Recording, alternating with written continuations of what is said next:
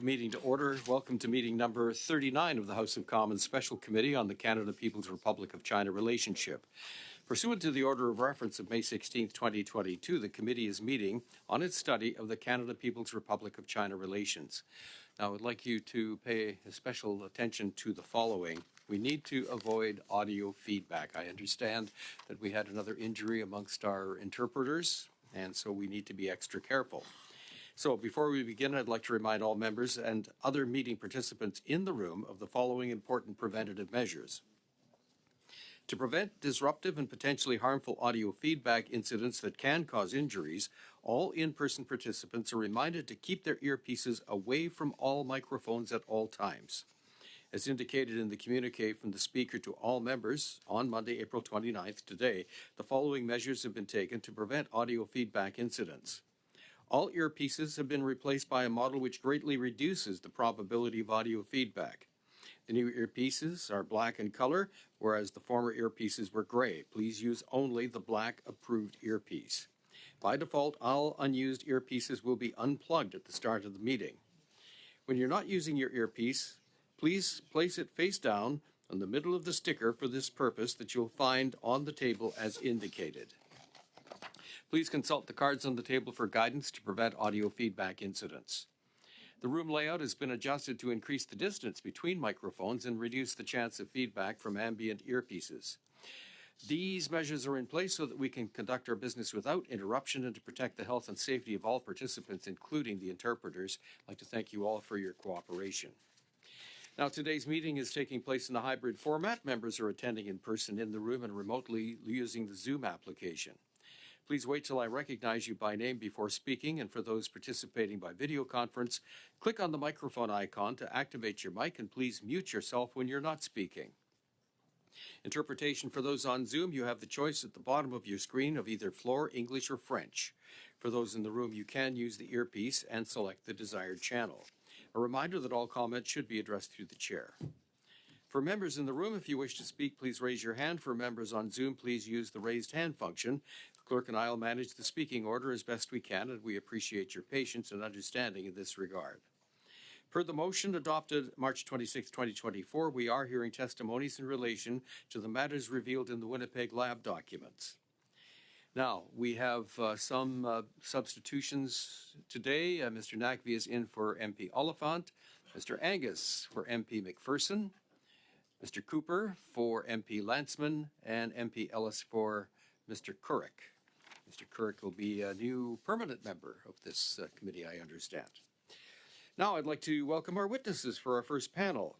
Nathalie D. G. Drouin is the Deputy Clerk of the Privy Council and National Security Intelligence Advisor to the Prime Minister, accompanied by David Vigneault, Director of Canadian Security Intelligence Service. Ms. Drouin, you have up to 5 minutes to deliver your opening remarks, and we thank you for your patience while we got the voting business out of the way. Merci beaucoup, Monsieur le Président. Thank you very much, Chair. And thank you for the opportunity to address myself to the committees and answer your questions regarding the National Microbiology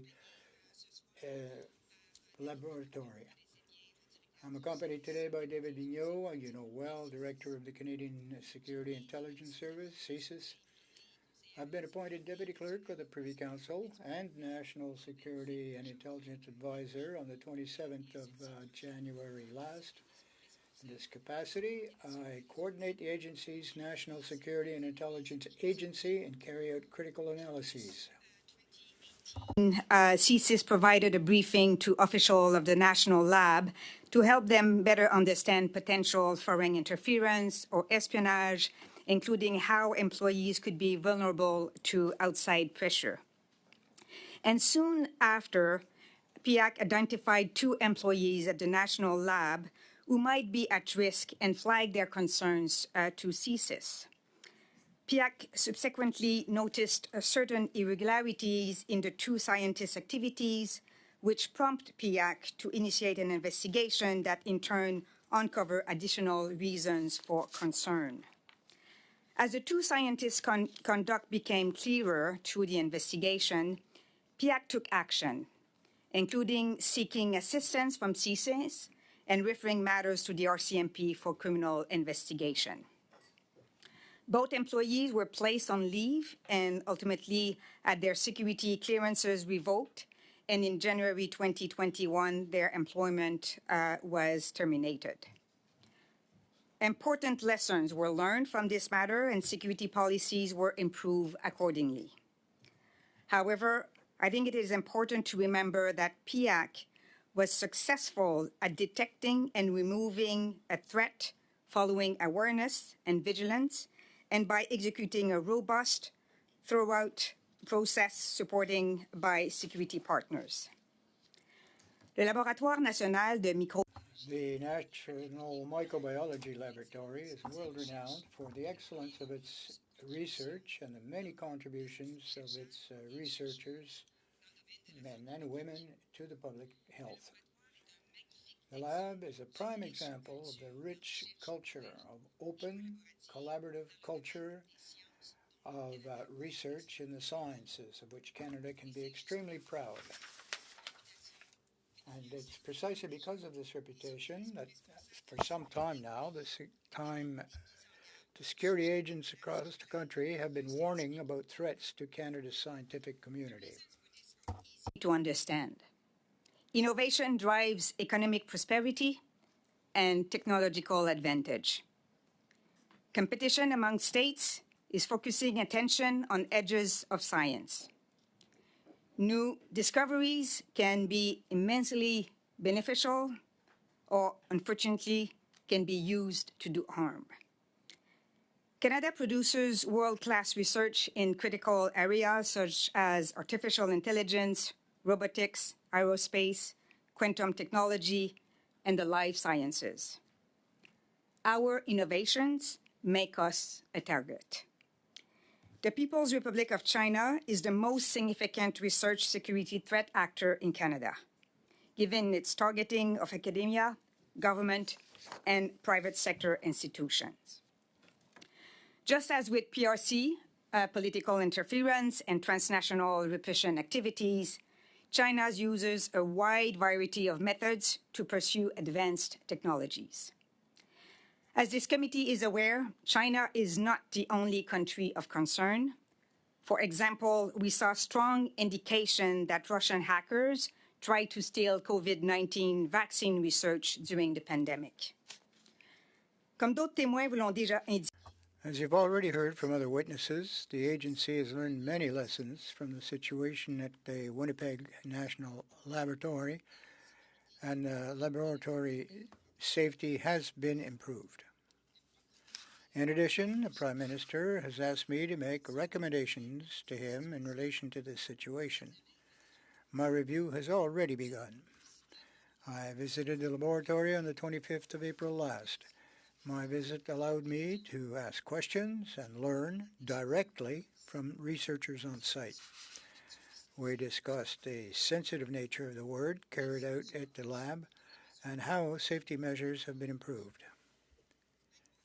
Identified ways we can continue to strengthen our research security, but I will also be mindful of the need to avoid discouraging innovation or collaboration with onerous security requirements. One thing is certain: engagement between research organizations and security is critical for raising awareness and building resilience. For example, the new Research Security Center at Public Safety Canada is providing advice to institutions across the country on how to protect their research while pursuing their work responsibly in the modern geopolitical environment. Monsieur le Président, Mr. Chairman, honorable members of the committee, Canada's national security agencies are committed to protecting Canadian research. Thank you very much, and we'll be prepared to answer your questions. Thank you, Madam Chuang. I appreciate that. Mr. Chong, the first 6 minutes are yours. Thank you, Mr. Chair. Thank you, Madam Durand, for appearing in front of us today.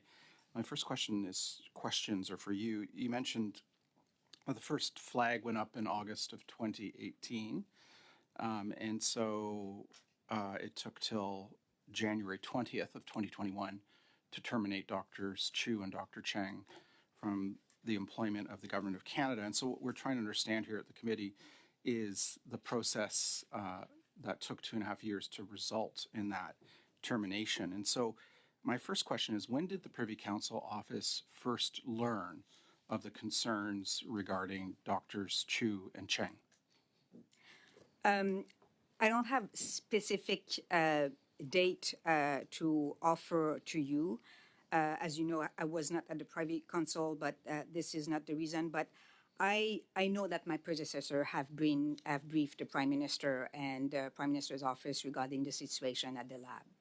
Would you be able to tell us roughly you can provide that information later to the chair of the committee. Could you provide us roughly the month and year that information was brought to PCO's attention? I would be able to provide, a timing in which that, but I believe it was not in 2018. Yes, thank you, because that would help us in writing our report with recommendations. My next question is for Mr. Vigneault, and also regarding timing. The first flag goes up in August of 2018. The lab is not secured until 10 months later on July 5th of 2019. Do you think that is an appropriate length of time to secure a government facility in the context of what happened? Or do you think that in the future those timelines should be tightened? Thank you, Mr. Chair, through you to Mr. Chong. If I remember, I think I testified that the initial concerns that were raised initially were more of the nature of administrative issues as opposed to national security. And I think that explains in part why some of these delays. One thing that is clear, however, is that since 2018, and as Madame Drouin just mentioned, the system is learning quite a bit more. We as an intelligence service are much more proactive. We're sharing more information in private and in public about these issues. And I think all of us are, if you want, have been raising our game. So I would not expect that it would necessarily be the same timelines today. I think people's awareness of the threat to their research would be much different today than before. You know, I worked in the private sector before I came to public office and had to engage in workforce reductions during my time. They weren't always easy things to do, but never did it take 2.5 years to terminate somebody for cause. And, in this situation, from start to finish, the process took almost 2.5 years. Do you think that is an appropriate length of time? And similar question to that, have things changed within the Government of Canada so that when a situation like this comes up in the future, it doesn't take 2.5 years to terminate somebody for unreliability and for losing their security clearance status? Mr. Chair, I can speak to this question from a CSIS point of view in terms of our engagement. As I mentioned in my previous testimony, a colleague of Mr. Chung was talking about the pace at which CSIS was able to produce its intelligence to PIAC. So I think this was done in a very effective manner in terms of time. In terms of the specific administrative decisions, I would refer the member to PIAC for their own assessment of how they have been managing the issue. But I think it's fair to say the spirit of your question, Mr. Chong, is that things have changed inside the government as well as within PIAC specifically, as I understand our colleagues have testified. And I would imagine that today things would be much faster. Okay. If you allow, I'd like to add a couple of things here. First of all, it's always easy to look at what happened in the past with our retrospective lens and then see how easy it was. So that is my first caveat. However, I agree with you that from the first signal, but to the benefits of CSIS and PIAC, they are the one who have identified the first signal. But from the first signal to the moment the two scientists were put on leave, yes, there's a timeline that needs to be looked at. However, it's not like things were not done, like a fact-finding exercise was done. I'll just say this: like, we recently had a globally systemically important bank, whose number 2 executive was terminated after an investigation that lasted less than 4 weeks. And this bank is a systemically financially important bank, and this wasn't a junior employee. And so what I'm saying to you is that my experience coming from the private sector, having had to do these difficult kinds of things, it never took this length of time.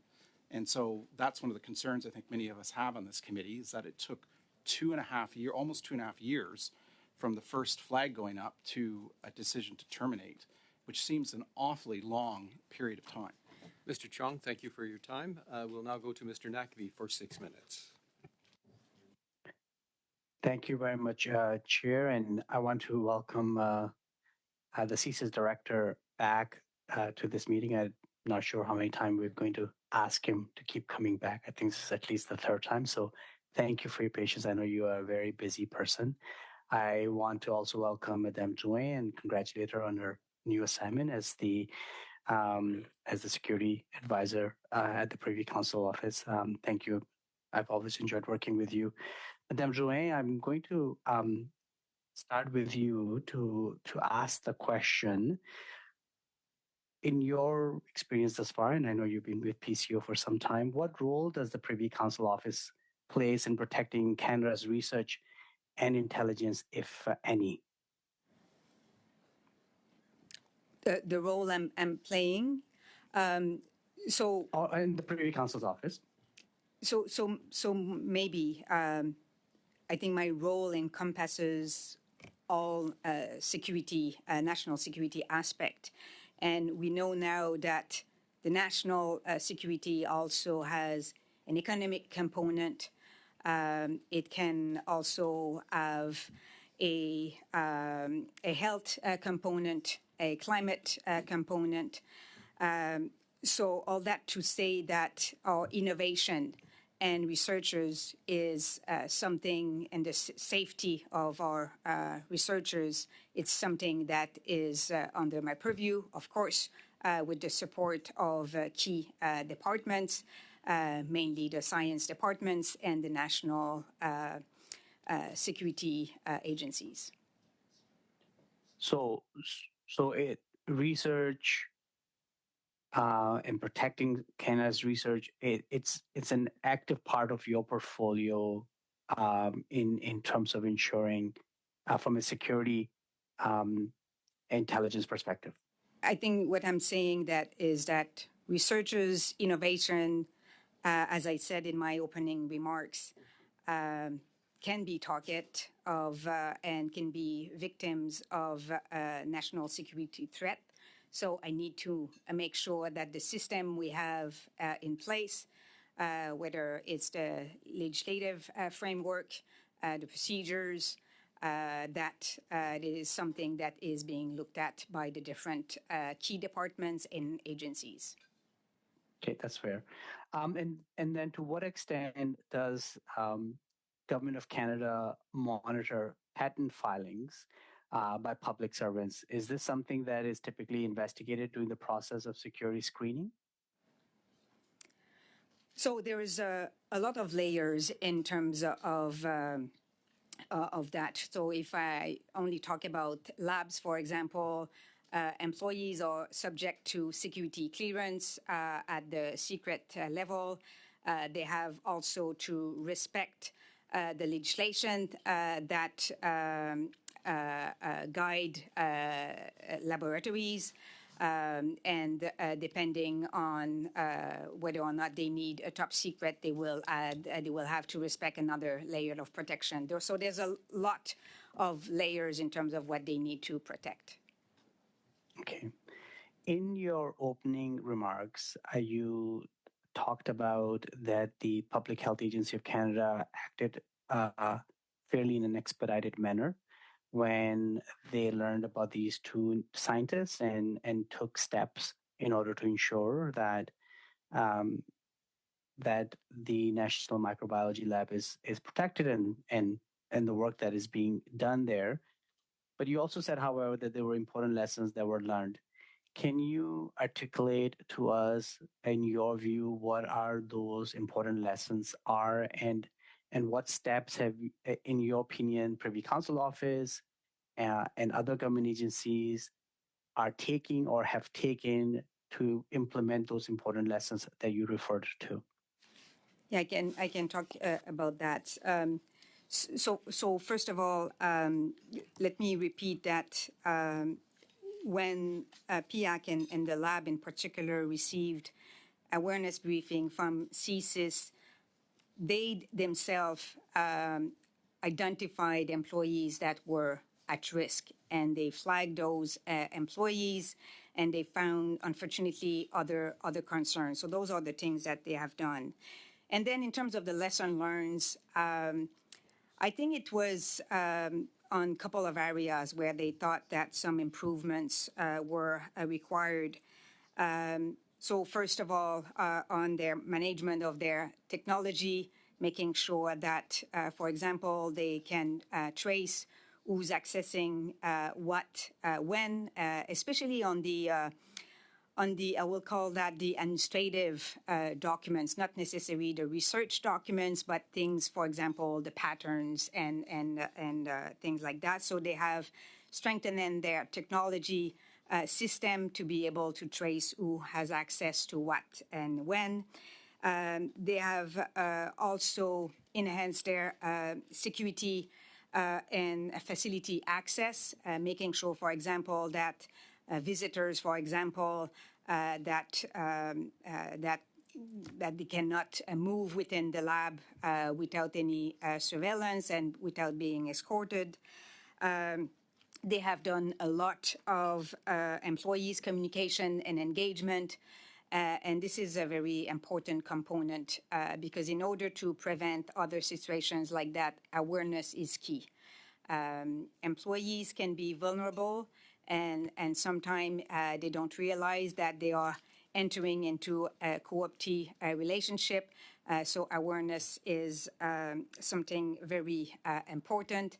And just maybe a parenthèse regarding that, I think that what the lab went through and the exercise that you're doing right now is completely unfortunate, but at the same time, it helps other scientists to realize that those things are real and that they need to care about security.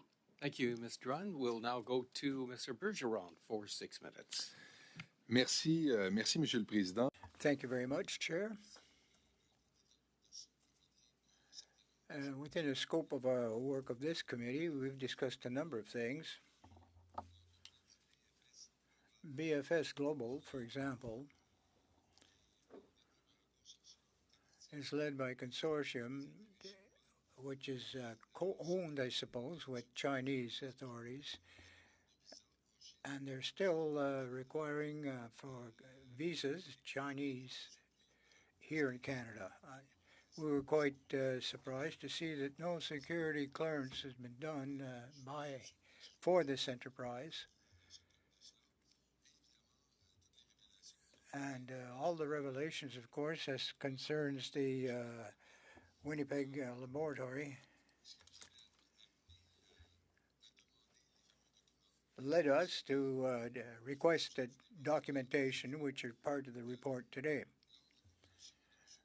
When Mr. Vigneault appeared before the committee previously, I cited a Montreal Journal newspaper article that since 2018, the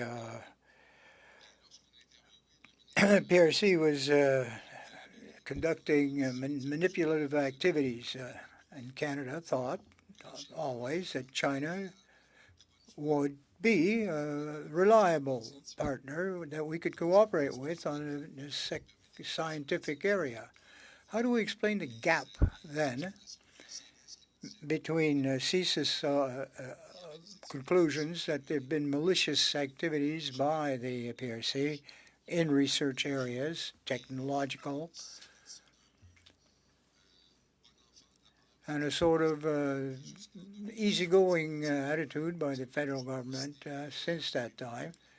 Always felt that China was a reliable scientific partner.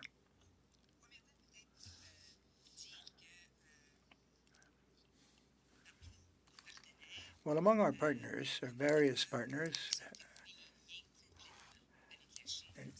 no one has completely cut the links and contacts with China in research matters. It's not very easily to cut all contact with or links with China and still promote good research.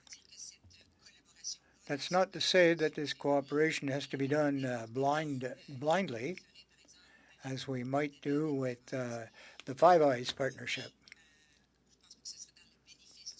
I don't think it would be to any advantage or benefit to Canada to cut completely our links with China. And as you said, we have to go into it with our eyes open and fully aware of the items that were brought to the fore by CSIS, that China can use these information in their business enterprises. So we could have or should have accepted this message from CSIS and put into place the mechanisms to control it earlier on. Well, with hindsight, it's easy to say that we should have done more sooner. But I'd like to draw your attention to another item here. I really believe on the importance of awareness.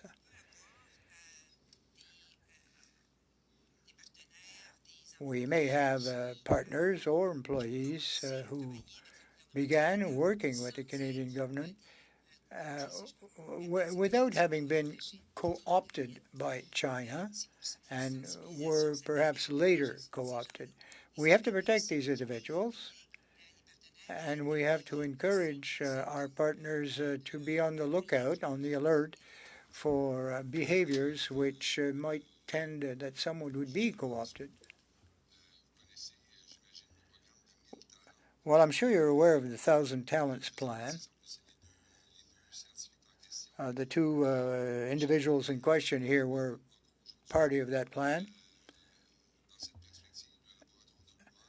And that the Wuhan lab is still not on our list of the list of institutions named by Security Canada.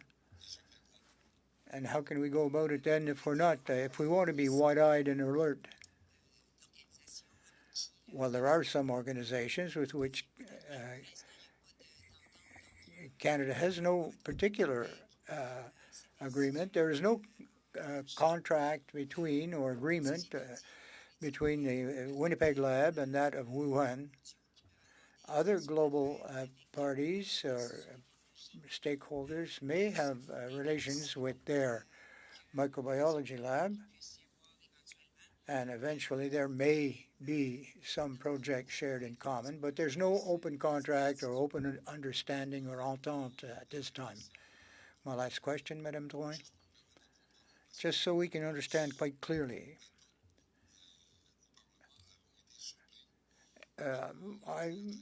Overall, Parliament, one and all, were very surprised that these documents were shared with were not being shared with us, we parliamentarians. So, how could you explain that? Well, I was at Justice Canada before that, so I can give you that perspective, if you will. The idea was not to refuse to share, but to share it with authorities who were in a position to accept and make use of those documents, because they're very sensitive documents. Until some remedial measures were taken by the laboratory, it would not be in the interest or Canada's security to expose these to the public.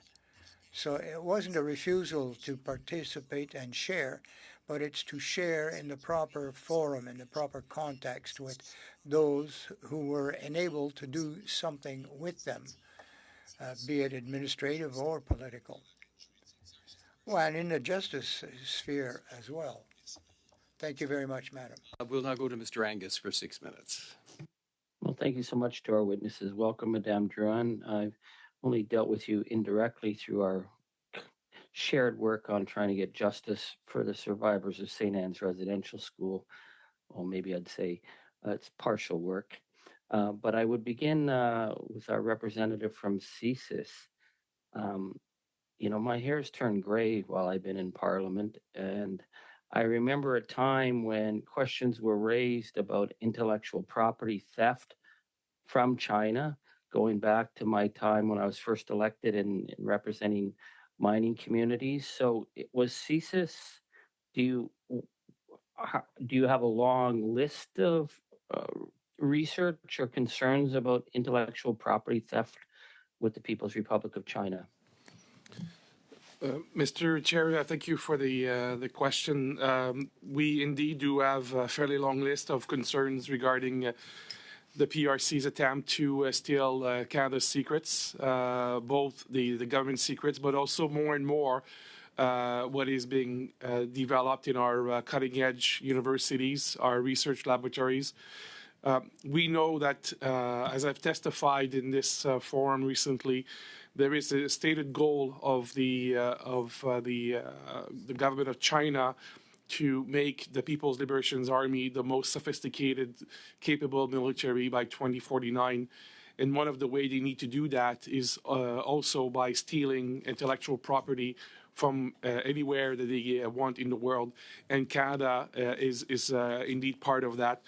We have seen during COVID as well a very sophisticated effort of the part of the PRC and other countries to try to steal, in this case, our life science research, because it was in their interest to try to understand what we were doing, and if they could steal it and manufacture a vaccine or gain an advantage, they would absolutely do so.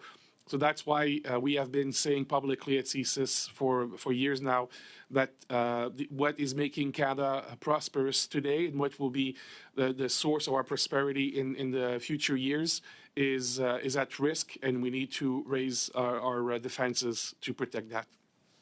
Thank you. So in October 2017, when the Chinese National Institute for Food and Drug Control filed a patent for the inhibitor of the Ebola virus that included one of the workers who was working at the Winnipeg lab, but they didn't mention her name, but the patent went to China. Was CSIS aware at that time that had happened?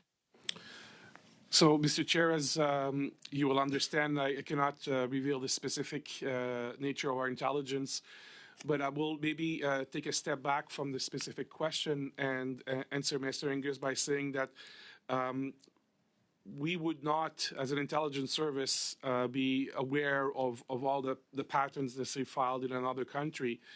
But that would require a capacity that no country in the world has to be able to monitor all of this in real time.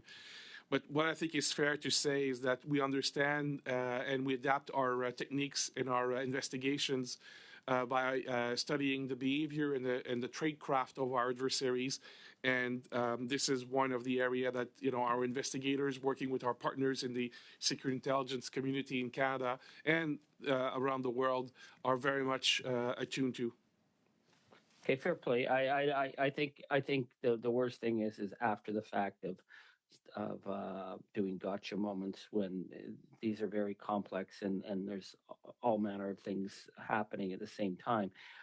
But I remember the free trade debate when Stephen Harper and the Conservatives were pushing a full free trade agreement with China, and we had raised serious questions about their record and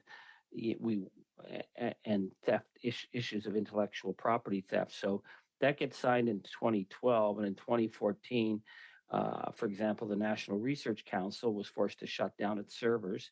This is our top scientific research organization because of hacking from China. We had to shut down Treasury Board servers at a point because of hacking from China, the Bank of Canada from China. Even Parliament Hill was targeted So I'm not going to ask you for specifics, but were red flags being raised to the government? Like, we've just signed a free trade agreement with this country, and yet all our key scientific, government, and financial portals are being targeted by hackers without. Were there investigations hypothetically done? Were they state actors hypothetically? Could you give us a broader picture so we know how we ended up in this situation with the Winnipeg labs?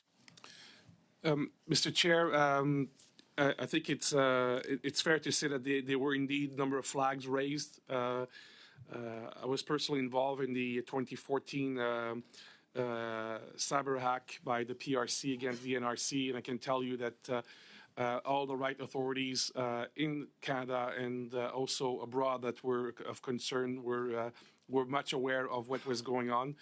I think it is around that period of time that people realized that things were changing in the PRC under the leadership of Xi Jinping. I think we saw a beginning of a change in their approach and the aggressiveness at which they would pursue their interest. And those other hacks that you mentioned, Mr. Angus, about the two other organizations around the federal government, there were indeed a number of investigation of flags. There's been tremendous amount of work done by our colleagues at the Communication Security Establishment to be able to prevent a number of these. I think it's the statistics is mind-boggling in terms of the amount of attempt against government institution every day. But more and more what we see is that those entities like PRC hacking groups are just not going after government institutions, but they're also going after private sector academia to be able to acquire the kind of information and data that they need to pursue their objectives. Thank you, Mr. Well, thank you for that. Your time is up, Mr. Angus. But Sorry, we'll be back started. to you. You had your 6 Okay. minutes. You did. Where does time go when you're having fun? I see Gene Vincent in behind you there, the blue caps. Yeah, we all remember this. As we Gene Vincent and go the blue to our caps, second indeed. round, I'd also like to recognize Kenny Chu in the room, who has, I'm sure, followed our proceedings with great interest, having been kind of on the leading edge of the more public form of interference. Recognize you, sir, and thank you for being here tonight. Now, we go to our second round, and we will begin for 5 minutes with Mr. Cooper. Thank you very much, Mr. Chair. I will direct my questions to Director Vineau. Director Vineau, at any point was CSIS or law enforcement under the suspicion that Dr. Chu and Dr. Cheng would flee Canada to the PRC?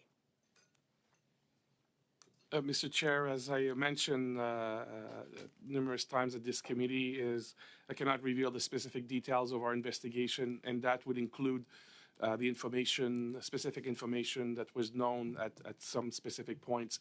I think we have been through the process that has been established here to provide our documents. Let me ask you, sir. There's been a lot of very specific details limited. provided. My time is limited. I appreciate you're trying to answer. I think it doesn't take a rocket scientist to figure out that they could very well have desired to flee to the PRC, which they now have. So why was what steps were taken or not taken to prevent them from fleeing to the PRC? These are two individuals who were and are under a criminal investigation. Mr. Chair, as I think members know, CSIS is an intelligence organization, is not a law enforcement organization, and we have no powers to detain or intercept or arrest anyone. Okay, thank you for that. When did Dr. Chu and Dr. Cheng first come under the radar of CSIS, and when did CSIS first open an investigation into them? Mr. Chair, the documents that have been provided to the committee indicate, and I think my testimony in previous appearances in front of your committee indicates that we first engaged PIAC in the guise of a threat briefing in August 2018, and that's at the tail end of that meeting that PIAC officials approached CSIS to raise concern with the two scientific. So CSIS began looking into Dr. Chu and Dr. Cheng sometime in the fall of 2018. Is that accurate? That is accurate. Okay. And at any point, did CSIS brief the Prime Minister, Prime Minister's National Security and Intelligence Advisor, or any minister in the government about Dr. Chu and Dr. Cheng? And if so, when? And who? Mr. Chair, we have provided numerous briefings to the officials that the member is speaking to. I do not have the specific timelines in front of me. So that would have included the Prime Minister and his National Security and Intelligence Advisor. That is accurate. And would you undertake to provide the timelines to this committee of when those briefings took place? Mr. Chair, we'll definitely undertake to try to collect that information to the best of our ability, yes. Was an issues management note or IMU ever produced on the security breach at the Winnipeg lab? The IMU notes are now very famous. I will have to, Mr. Chair, go back and verify if one was written. Yes. Thank you. If you could undertake that, that would be appreciated. Did CSIS produce any intelligence reports or intelligence assessments on Dr. Chu or Dr. Cheng that are not part of the Winnipeg lab documents that were tabled in the House of Commons? Mr. Chair, through you, do you mean other than the ones that were produced? Yes, other than the ones that were produced. We have, Mr. Chair, produced a number of assessments of that I have been speaking to in terms of the scientific research in Canada being targeted by foreign actors. I will have to double check if there were some specific regard over and above what was produced to the committee. I just don't know that. Thank you for undertaking to get back to us on that.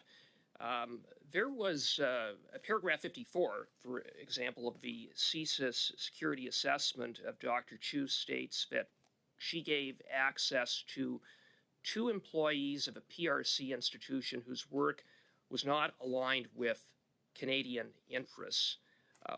What PRC institution is being referenced at paragraph 54 of that report?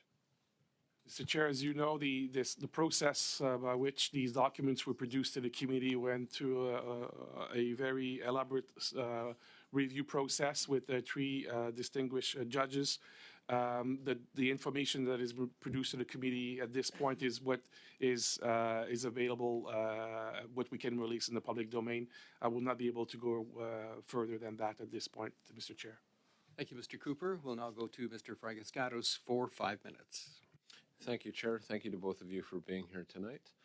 Madame Drouin, if I can ask you about conversations that you would have had with counterparts, whether it's in the Five Eyes or G7, for example. I think about the future. I think about preventing things like this from happening again. Do you have, or have you had discussions with counterparts, if they're not, every country has a different system, of course, but colleagues who share a position like yours to compare and contrast approaches on ensuring something like this won't take place again? Well, as you know, I have started that job in January of this year.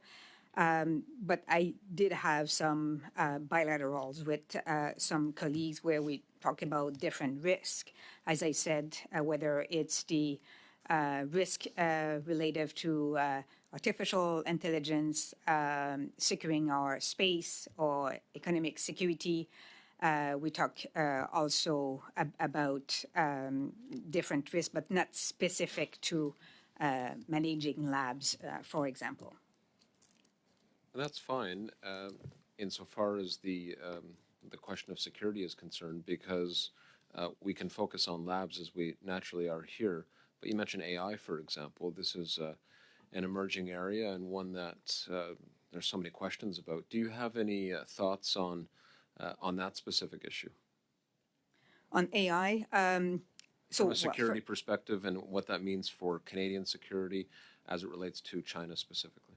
So AI as you know, there's a tremendous potential when it comes to AI, but also different risk relative to that. So individual risk in terms of how you use AI, organizational risk in terms of potential of hacking system on the cyberspace. There's also systemic risk or ultimate risk when we stop controlling the machine and the machine is controlling you.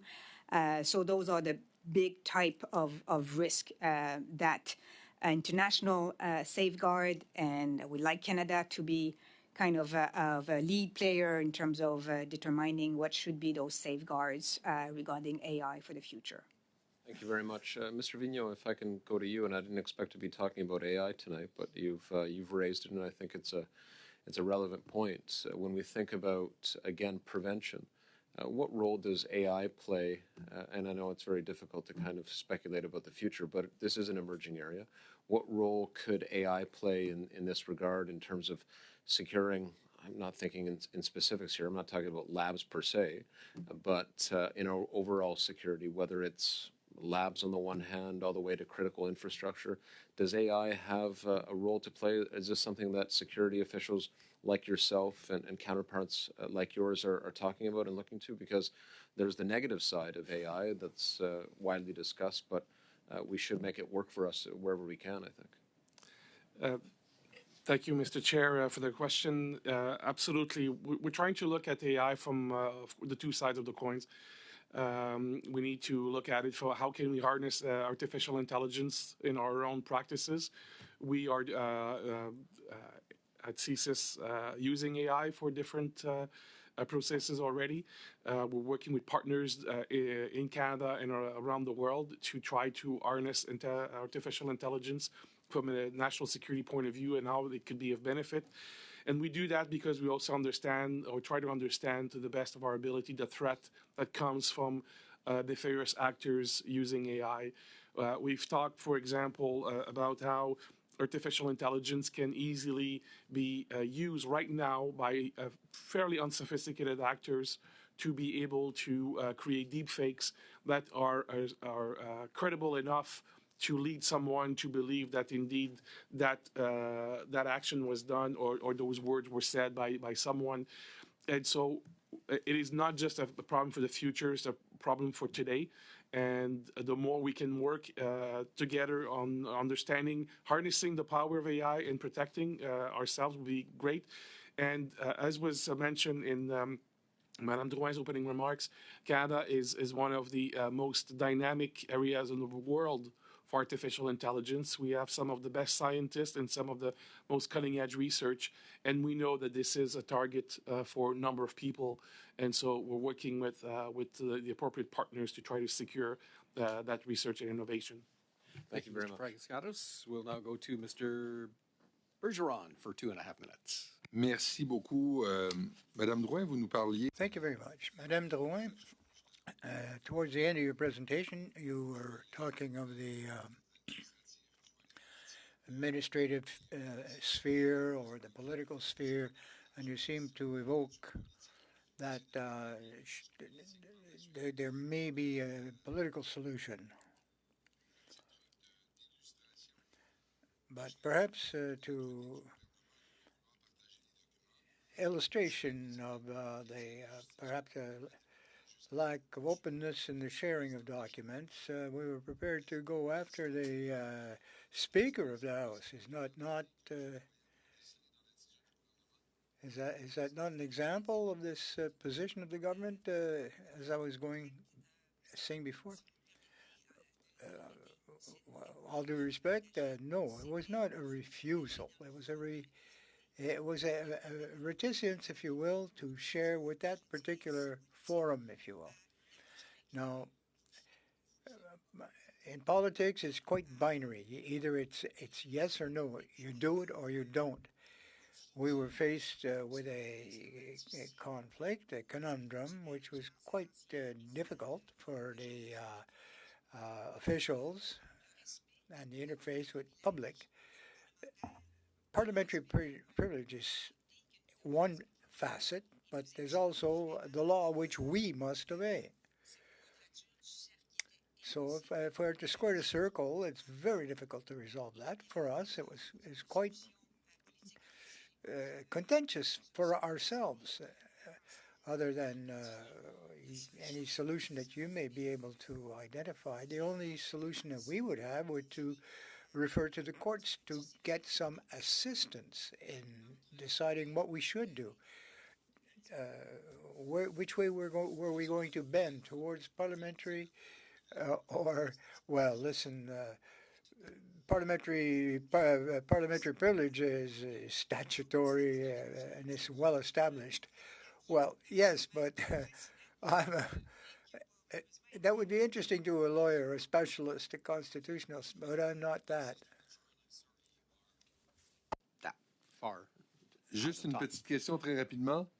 Very, very quick, the reform on the CSIS Act, when is this? We're all anxious to see when that will be. Well, I'm not sure. You've heard Minister LeBlanc mention on a few occasions that he would hope that the service would obtain correct authorization to be able to share information and documents with other levels of government.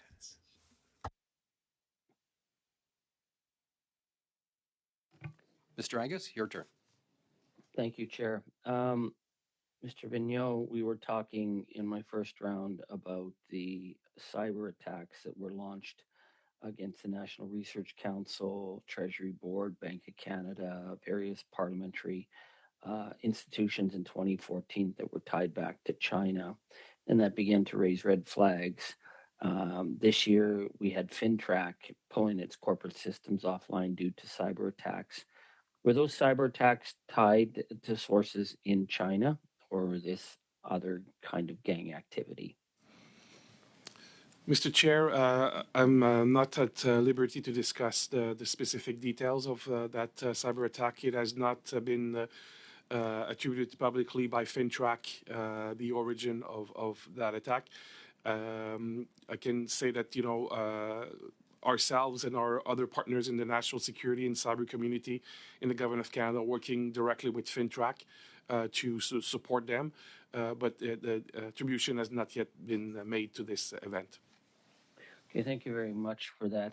I guess my question is are we seeing an increase in cyber attacks from the People's Republic of China? What is the government doing? What is CSIS doing to address that over the last 10 years?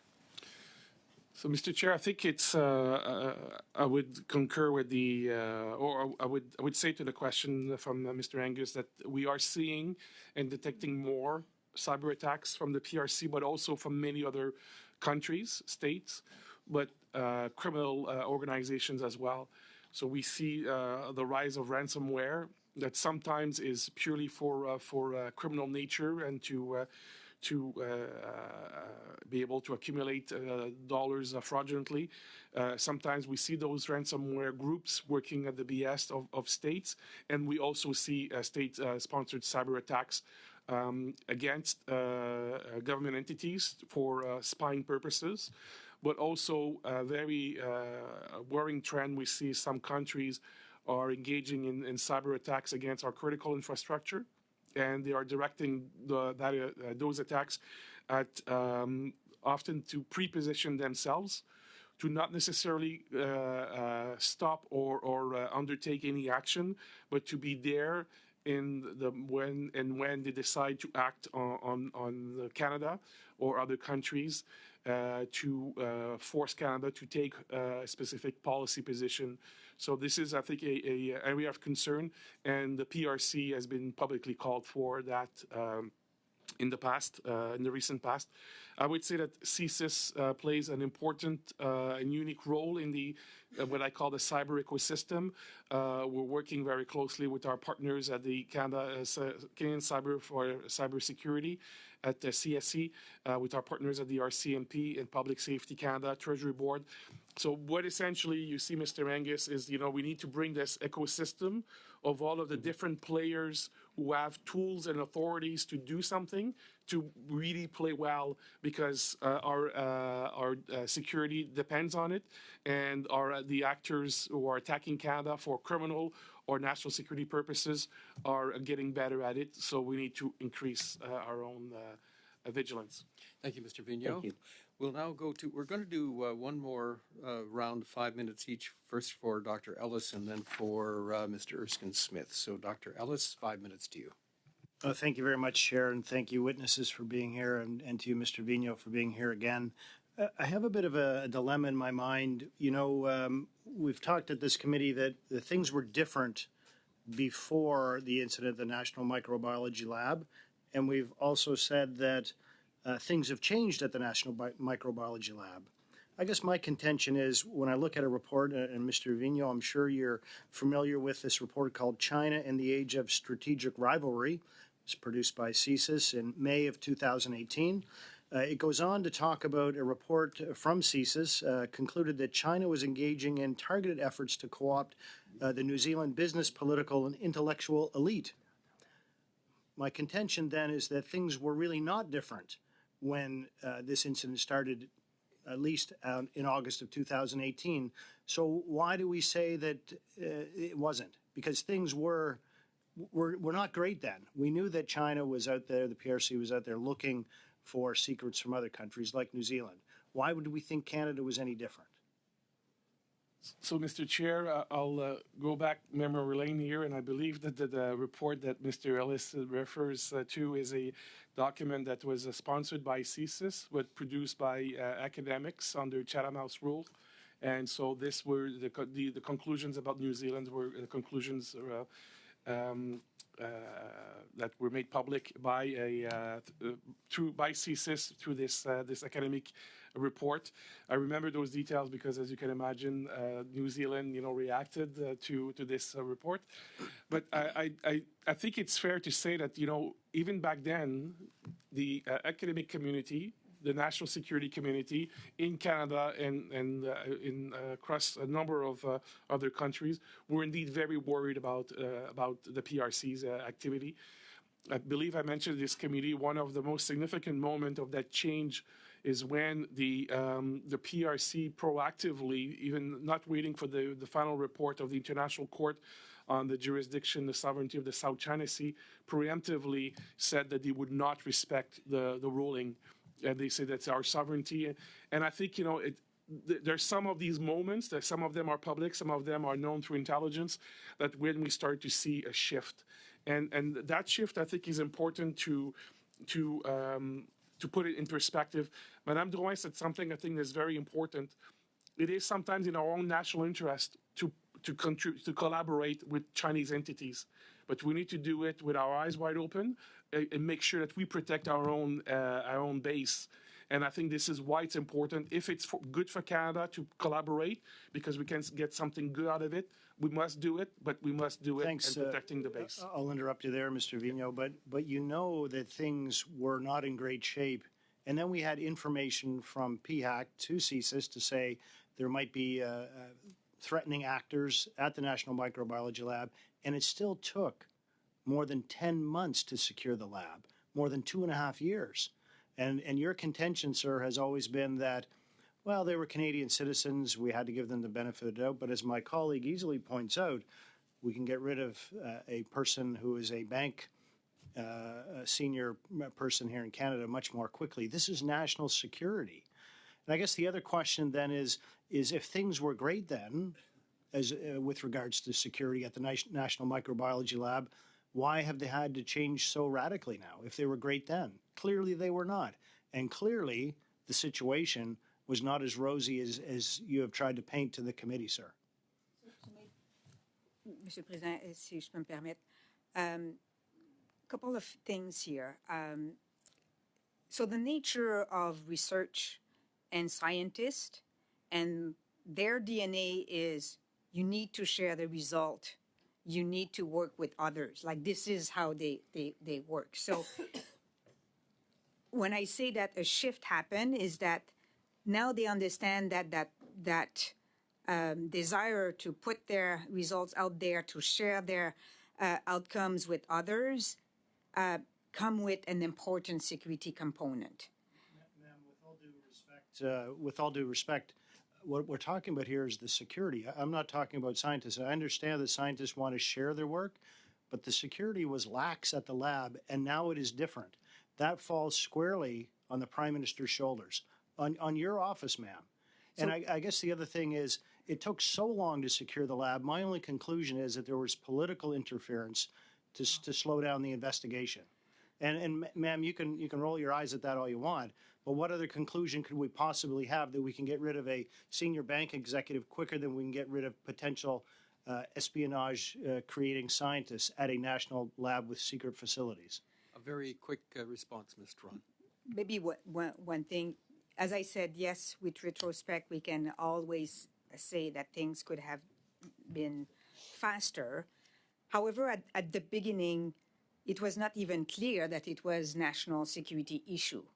It was more lax of administrative procedure. Like, it took some time after the fact-finding, after the reference to CSIS, to identify that we were in front of national security. I think now those reflex would be much more faster.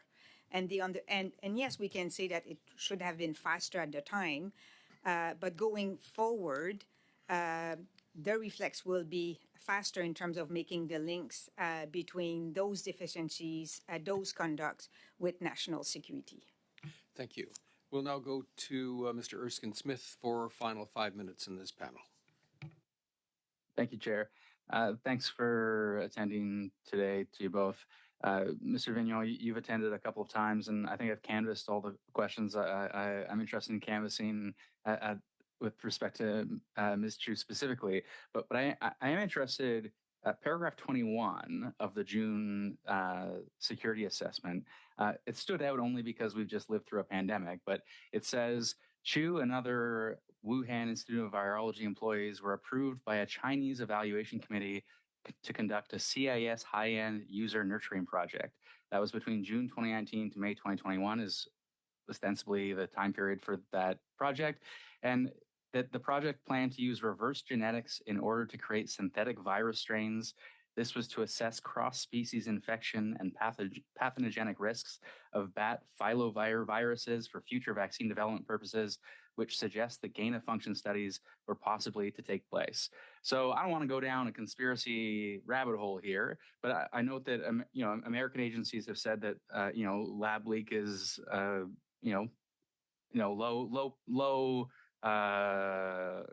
limited evidence, all things considered, but that is the most plausible reality here. But what should I make of this? Reading this, it certainly stands out, paragraph 21, in the context of having just lived through a pandemic. What should I make of it? What should parliamentarians make of it? Thank you, Mr. Chair. And I would, for the record, I would say that I did not write this paragraph. That's why we employ people at CSIS who are much more intelligent than I would be to be able to make sense of this information. But seriously, Mr. Chair, is what I think is important here is to understand that the cutting-edge research that was being done at the National Microbiology Lab, as was mentioned by my colleague, is absolutely essential for Canada. And the fact that we had scientists working on these issues is in our own national interest.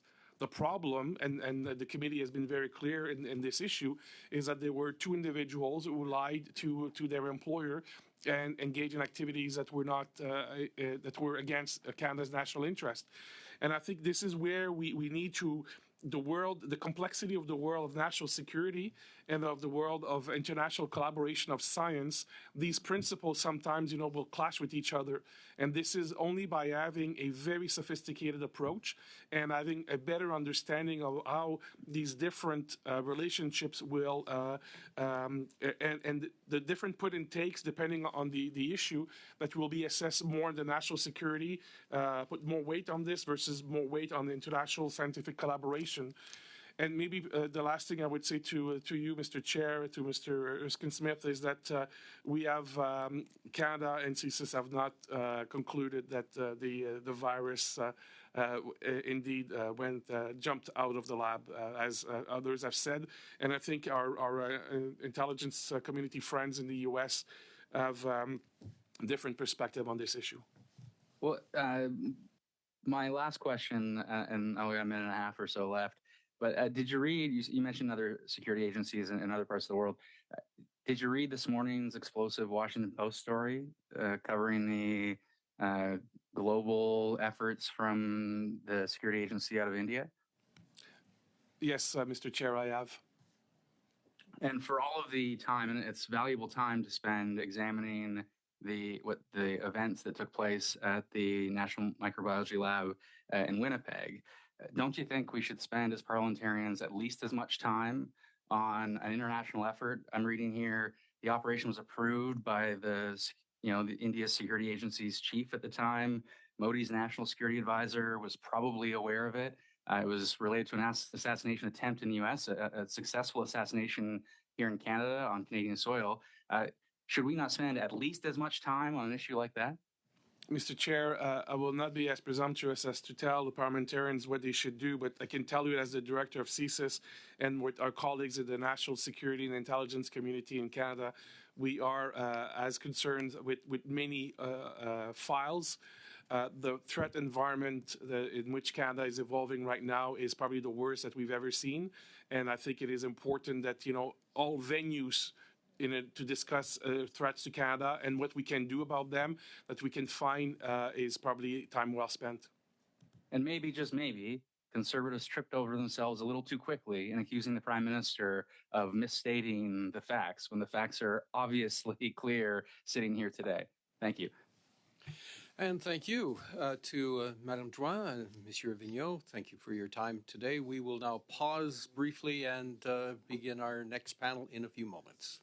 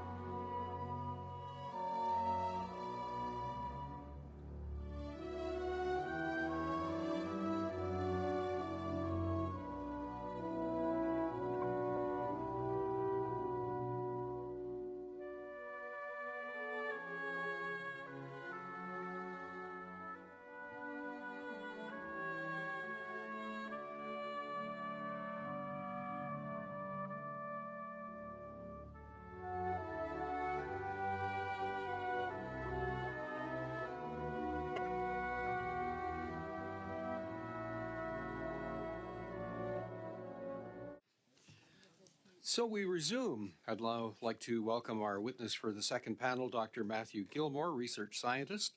Dr. Gilmore, you have up to 5 minutes for an opening statement. Good evening, Mr. Chair. I really appreciate the invitation to meet with the committee this evening. I'm actually quite hopeful to share a perspective and help the committee in their goal to advance the management of this interface between national security and scientific research. I'm now based in the UK, and even just as early as last week, that the same issue was in the news, where there's discussion over this elevating expectation on national security and how that sits alongside the challenges that a lot of scientific institutes face to actually put that into place based upon their own expertise and the processes that they would feel more comfortable with. That particular example is with MI5 working across the board with all UK universities. Try and find that balance point between the values and practices that would be in place in universities and those expectations on national security. And there's a lot of discussion on the balance on how you still pursue things like the values of research integrity, open science, fair access to education, and in the case of universities, actual income generation in the form of tuition that are being collected from international students. So for myself, I think to achieve both, to have this interface between security and scientific innovation, it's essential that there's coordination between these authorities to work together. That scientists have the tools to recognize and then act when these threats are present, and then while still working to keep world-class research occurring within their facilities. Another example within the UK, this comes from 2021, with the funders from the institute that I'm at now, so UK Research and Innovation, they produced guidance called the Trusted Research and Innovation Principles. And that team holds an office and actively counsels UK research institutes on matters such as data security, protection of intellectual property, and consideration of different values of the nations that they might be working with. So going back in time, I had the extreme honor from 2015 to 2020 to serve as the Scientific Director General of Canada's National Microbiology Lab. That team it's an exceptional team, one that has, in collaboration with their partners across this country, with partners across the world, faced and tackled a lot of very challenging and complex public health issues. Now, to have these roles, to work at this interface of public health challenges at the global level, the team at the NML has to demonstrate their expertise in a lot of different scientific disciplines, such as infectious disease, but they also have to have a commitment to actively want to lead these particular responses. But it's not just the scientists at the NML, it's a very large team of hundreds of individuals. They're blessed with an engineering team that helps maintain the containment fields and make sure that when they have mobile labs that are going out into the field, that those are well-equipped teams. But it's the engineers and it's the administrative team as well, again, that make sure that the resources and the materials are available to those teams. So to have activities like working in the Ebola outbreak in West Africa, to work on aspects like the chikungunya virus that appeared shortly after the close of the Ebola outbreak, to then into the COVID-19 response, where the NML worked hand in hand with the Canadian Provincial Public Health Laboratories, including Ontario, to diagnose the first case within Canada. It takes a large degree of coordination amongst all those different disciplines within the building. This is a team that's very expert in consolidating around a particular position. I know one thing that's really dear to the team at the NML is their placement as a Category 4 lab within a downtown urban setting within Winnipeg. They've spent a lot of time to earn the respect and the pride of the city of Winnipeg, because that's part of the community to which they activate, that they operate in. And I know for the team that biosafety is one of their top values, that they've got a profound understanding of risks for both themselves as the scientists that are working on these viruses and the risk for the community they're in.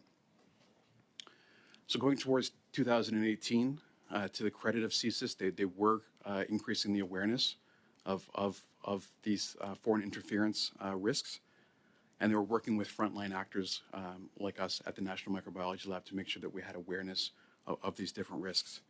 Because certainly for ourselves, again, the focus that we would have would be effective public health responses, and it would be things like the biosafety. Much less so at that time, it would have been awareness of foreign interference risks. So we were getting help from CSIS. I probably can comfortably say that scientists still need help to manage those risks. So I'm appreciative of the committee's work in that regard. Going back to the UK, there's a lot of active work between lawmakers, policymakers, to find that balance on how to have that coordination, that collaboration between national security and scientific interests. And for me, I think it takes expertise in the practices from both of those fields, security and science. They can actually find that balance and find that harmony where you still have productive, inspired, and yet safe science. So I'm pleased to be here tonight, and how can I help? Thank you very much, Dr. Gilmore. We'll now go to Mr. Chong for 6 minutes or less. Thank you, Mr. Chair. Thank you, Dr. Gilmore, for appearing here. In the documents that we received from the government, you expressed concerns in some of those documents about the transfer of Ebola and Hennepin viruses to the Wuhan Institute of Virology. Those viruses were actually shipped out in late March of 2019. Why were you concerned about these shipments to the Wuhan Institute of Virology? So the basis of my concern wasn't the scientist within the NML. The basis of my concern was actually the recipient laboratory. I'd have the privilege over the course of my 5-year term at the NML to co-chair the Global Health Security Action Group Laboratory Network. And that was a G7 plus Mexico network where all the directors of the different high containment laboratories would come together. For the most part, it was a network of trust and awareness that you needed to have people that you could work with when issues and crises arose. That you had someone at the other end of the phone that you could talk to. And so we met at least twice per year at these different institutes across the world. And so that was a major component of my own awareness of how other laboratories operated. And obviously this particular laboratory is not within that network. So I had very little awareness of the activities in that particular lab. And so that's where I put the question back to my team to make sure that they went through all of their process, all of their due diligence to actually to ensure a safe transfer. Now, this network of labs in the G7 plus 1, as you call it, the G7 plus Mexico, I take it that these are all level 4 labs that you are talking about? For the most part. Yeah, not all of them have active functional level 4 labs, yeah. And I would assume that it's at least a network of a dozen or more labs, because I assume that there's at least 2 or 3 level 4 labs in the United States. And so collectively we're talking about a dozen or so level 4 labs whose heads of labs would come together to collaborate and work on. These were the public health laboratories. Yeah. There's a similar network for the animal health category 4. Okay, I understand. And the Wuhan Institute of Virology was not part of this G7 plus 1 network. Yeah. Okay. Second set of questions. You first raised the first red flag in August of 2018. That culminates in an investigation and the walking out of the 2 scientists from the lab on July 5th, 10 months later of 2019. And then subsequent to that, there are 2 CSIS security assessments that are conducted, reports that are produced, one in April of 2020 and the other in June of 2020, about 12 months later. Why did it take so long, first, for the 2 scientists, for the lab to be secured, for them to be walked out of the lab on July 5th, 2019? And secondly, why did it take an additional 12 months for these 2 CSIS and security assessments to be concluded? It seems like it takes an awful long, a lot of time to get things done. So I absolutely agree that timing is key here. And that this is what's important to me in the messaging here today, is that the coordination between science and security is going to be effective to actually rapidly detect and then act upon these particular threats when they appear. I know in the context of what we're discussing here now, I certainly wouldn't characterize that the lab was insecure. We didn't have any suggestion or any direction that these individuals needed to be removed immediately, that there wasn't any suggestion or direction to not have them retained in the lab, still doing some of the work until that moment in July. And for myself, the two thesis letters that you're speaking of, I only read those within the last week as related to the release of documents. So you agree, though, that it took too long for this process to unfold, that if we, that in the future, that this should happen in a much shorter time frame. Would you agree with that? In the future, absolutely should happen in a shorter time frame. And when you apply hindsight in this particular scenario and actually look at the circumstances of what was going on, this is an era where these parties are all gaining awareness of this, and this is a public service department that at the outset is applying public service principles to the investigation. I have another question for you. You've spent now 4 years in the United Kingdom working in their scientific community at a lab. Prior to that, you spent years working in the government of Canada in a scientific environment. Can you compare and contrast how the British treat national security and scientific research and how we treat it here? Well, in the UK, there's a variety of examples that I can provide to the committee in terms of the actual, these policies and guidelines, and in some cases even laws where it's in place to scrutineer. Is it more effective, and if so, how so? I don't know if it's more effective because, again, this is something that's still in the discussion point within the UK. Certainly the amount of guidance that is available, I think, is elevated. That's just a trend within the UK, is that they don't leave anything unwritten. That if anything's important, there's going to be the corollary policies, guidelines, if not laws, related. And I think in this scenario, you can find multiple examples. Thank you, Mr. Chong. We'll now go to Mr. Nakvi for 6 minutes. Thank you very much, Mr. Chair, and welcome, Dr. Gilmore. Thank you for presenting yourself at this committee. Let me go to a very direct question. Some members have been suggesting that there was a connection between the dismissal of the two scientists that are part of this inquiry at the National Microbiology Lab and you leaving for the UK when you joined the Quadrum Lab. So I'm going to ask you directly, did you leave PHAG or resign from PHAG to take a new role at Quadrum Institute in 2020? Did you resign? Mr. Chair, it's a fair question. Yes, I did resign, but the reasons for my resignation were different. I just had one of these rare moments in one's life where there was the perfect opportunity for myself professionally and personally. The roles that I have in the UK exactly meet my interests and my skill sets, and I've flourished there in that particular role. And my family, my young family that moved there with me, we flourished as well. So at the end of the day, it was ultimately a personal decision, and it's one that we've had zero regrets over. Thank you, Dr. Gilmore. I'm really sorry that I'm asking personal questions, but I just wanted to make sure that there's transparency and clarity in this committee. So just to clarify, the dismissal of the two scientists had nothing to do with your resignation. No, and also they weren't dismissed at the moment of my resignation. They weren't. I think I found out about it just probably as most people did, multiple years after. So you made a personal decision in terms of your career and your family, an opportunity that came up in UK that you felt was the right one for you.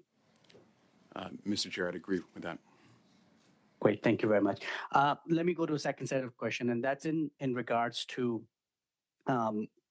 international collaboration in scientific research, something that we've been discussing a lot, and of course, very much part of it. And I think you've got some unique experience and expertise that you can offer to us. Let me start by asking you the question: is it common for international laboratories to collaborate on research?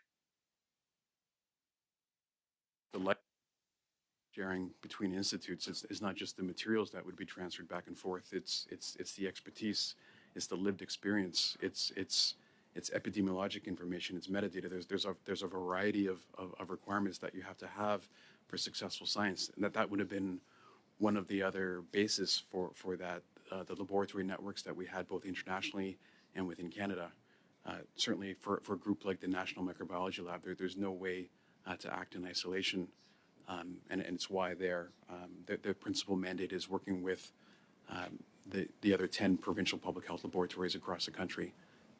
And again, that's the success is entirely dependent upon free flow of information around a particular issue.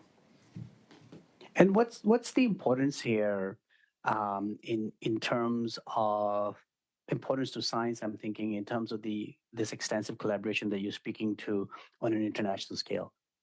What's the opportunity for countries, for scientists from different places, different backgrounds to collaborate on scientific research? Mr. Chair, there's a variety of options, or sorry, there's just a multitude of ways that obviously people can collaborate. I know from the UK, especially under the lens of national security, they've calculated that probably at least about half of all scientific collaboration in the country is founded in some degree in international collaboration. Again, you cannot rely strictly upon your own expertise and your own materials. There has to be benefit sharing between different institutes. And in terms of Canada, how do you think Canada is doing on international collaboration in public health? Are we an important player?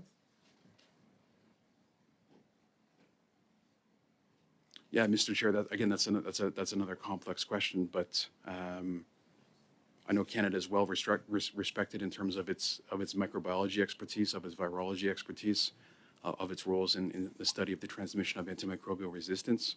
So in the fields that I work in, yes, absolutely respected. My last set of question, and obviously I'm time dependent, is what you started talking about when Mr. Chong was asking you around the coordination between science and security. Would love to hear you elaborate on your understanding of this enhanced nature of coordination between science and security. I think you also alluded that we're of course learning over time, and hindsight is a great way of learning in terms of what we knew before and during the pandemic, and now, and even UK is sort of working through that process. Can you elaborate, in your view, as a scientist on an international scale, what that coordination looks like between science and security? Mr. Chair, a really good example, again coming from the UK, is where security authorities have co-developed with scientific institutes guidelines and practices. An example is actually coming from the National Protective Security Authority, where they have, again, co-developed pieces with science that tries to marry that the aspects in the UK where academic research is enshrined into law, yet recognizing yes, the majority of collaborations are international, and there is this elevated expectation on security. So there's active co-development of it in the UK. Thank you, Dr. Gilmore. We'll now go to Mr. Bergeron for 6 minutes. Okay, I was going to ask how your French was, but your piece will do quite nicely. I'll just let you get set up there. Ça va de votre côté? Vous avez la traduction? Okay, can you hear the interpretation? The interpreter's on the air now. If you have the right channel, you'll be okay.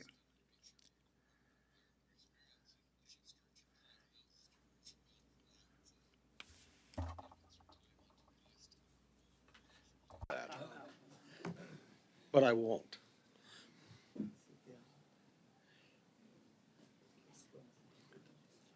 Est-ce que vous avez maintenant la traduction? Do you have, you hearing the interpreter now? Yes, working. Well, Mr. Gilmore, thank you very much for appearing tonight. Last year, the Minister of Health and you declared that in 2018 we worked in cooperation with China to develop therapies and interventions against Ebola. Why was it essential that Canada should be working in collaboration with PRC, why not with one of the network of laboratories in the G7? Why China?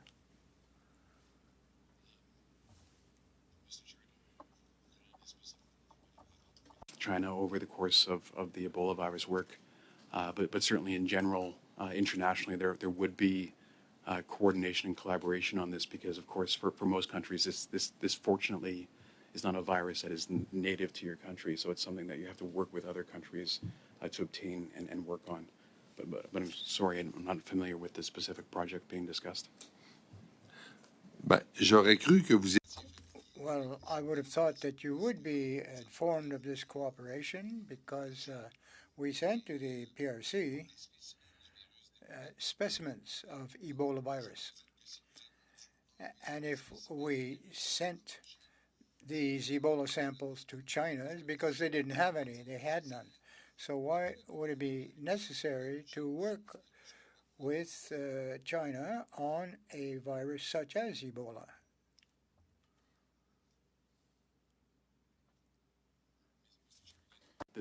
The rationale for working with them is just part of that international expectation of that benefit sharing. Again, for those that don't have access to these viruses, if you're in a position to share, that would have been the ethos at the time. And again, within the laboratory, in terms of due diligence on the process, it would have been almost entirely a biosafety consideration. So I think within the documentation that was released within the the package of documents, like it seemed like the final 100 pages was all about the documentation that the NML produced in terms of, again, their own due diligence in fulfilling their own processes in terms of the checks and balances. Dr. Gilmore, I'm pausing just for a second. You tend to drift off microphone a little bit, so if you could just aim right down in there, that would be great. Or just shift it over depending on which side of the table you're speaking with, okay? Very good. Mr. Bergeron, you can continue now. vous a-t-il traversé l'esprit Did it strike you that China may have wanted to have this Ebola to eventually perhaps create a biological weapon? That specific concern, sir. Okay. Toujours le 8 avril. Now, the Minister of Health at the time confirmed that the Winnipeg lab was not cooperating with individuals or stakeholders within the PRC. Now, when he appeared before the special committee on the 19th of April, Dr. Peopleâ, who occupied the position that you did in the past in lab, international cooperation is essential for the progress of the research. Now, if we're going to reconcile that we cooperate or collaborate with the Chinese because it is essential to the advancement of the work, the research.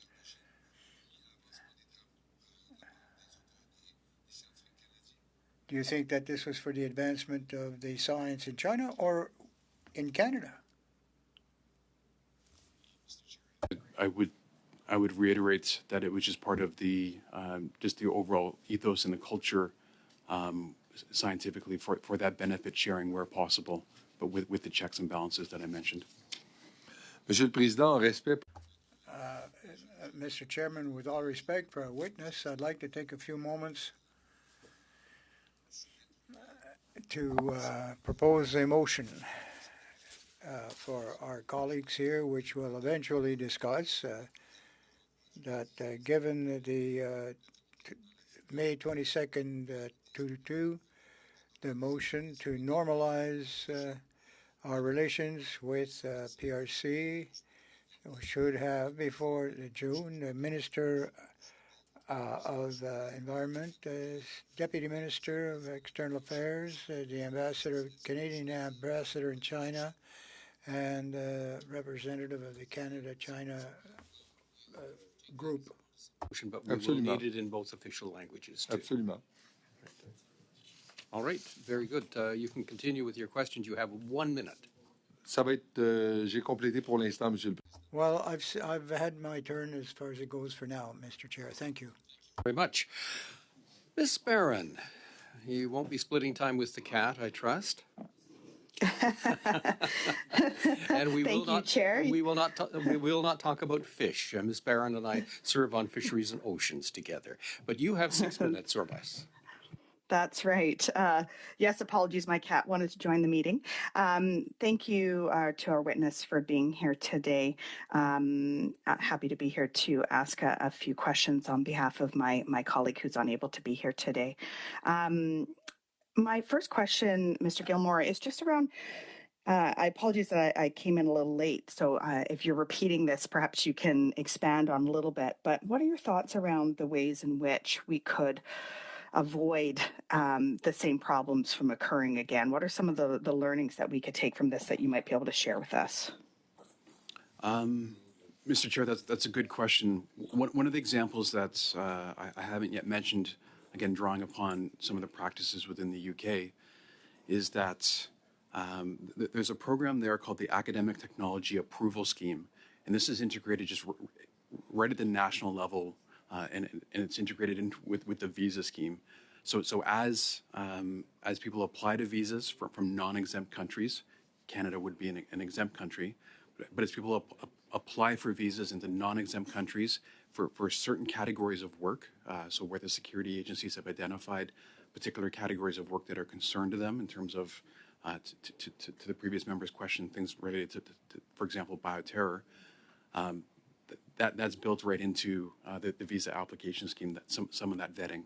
So it's not happening closer to the front line within the actual departments or within universities, but it's happening at the outset as people are coming into the country. Interesting, thank you.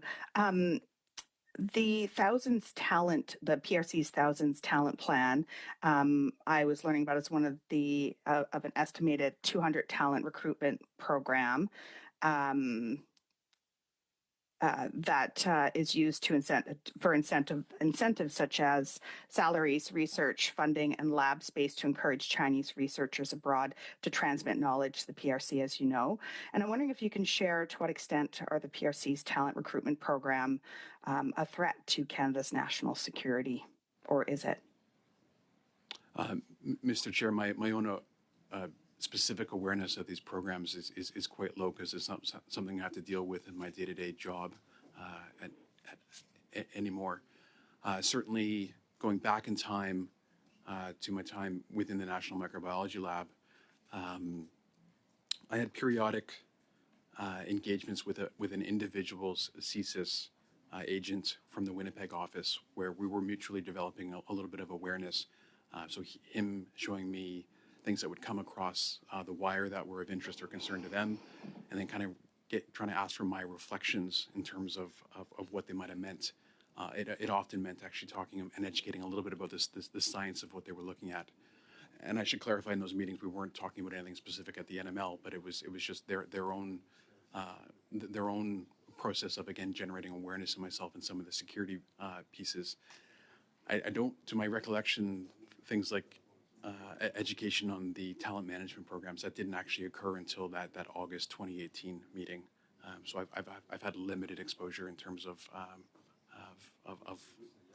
analysis of those. So I apologize to the member. No, thank you so much for clarifying through the chair, Mr. Gilmore.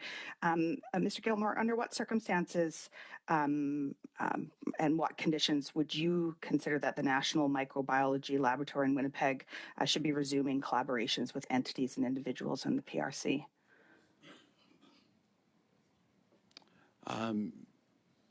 Mr. Chair, I'm not sure I'm in a position to speak to that because I don't have a role within the Government of Canada anymore. But I certainly do hope, and again, judging by the conversations from the witnesses that preceded me, it sounds like the level of interaction and engagement between the leadership team at the NML and security authorities is greatly heightened, and I was very pleased to hear that. Thank you. And Mr. Chair, perhaps you could clarify how much time I have left before I continue? Minute and a half. Thank you. Thank you, Chair. In my last time here, perhaps I'm going to go a little high level just because I'm not a regular member here, but what are some takeaways that you can share with us as a committee, Mr. Gilmore, in your role that is essential that we take with us in our continued work? Mr.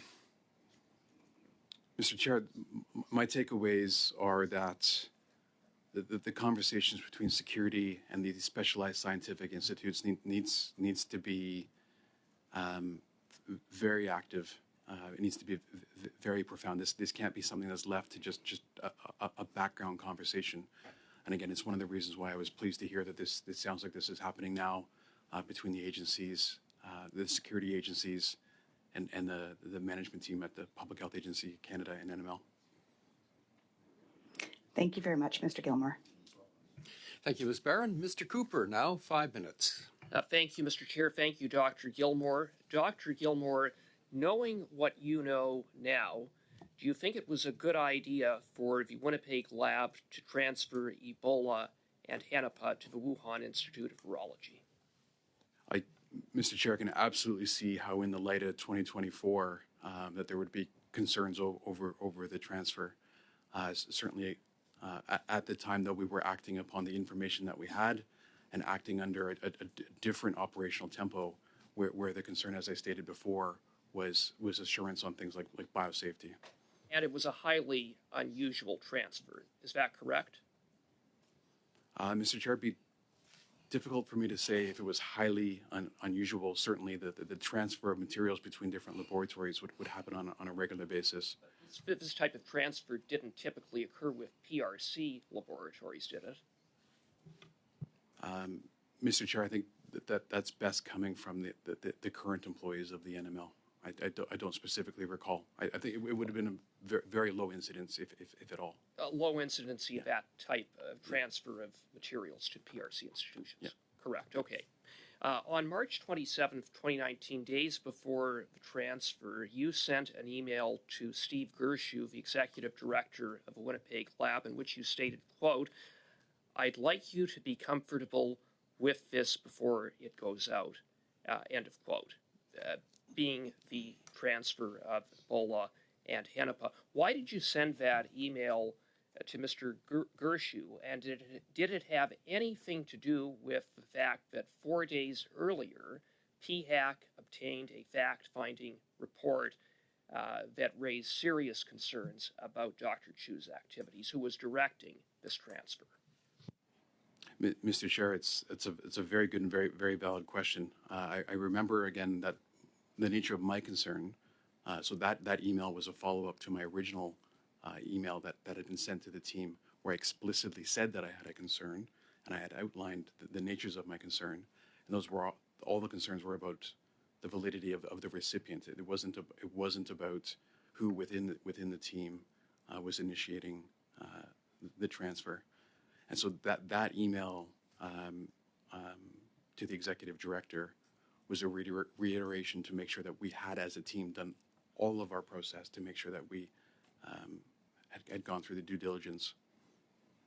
So the fact-finding report of March 23rd didn't raise additional red flags with you or anyone at the lab?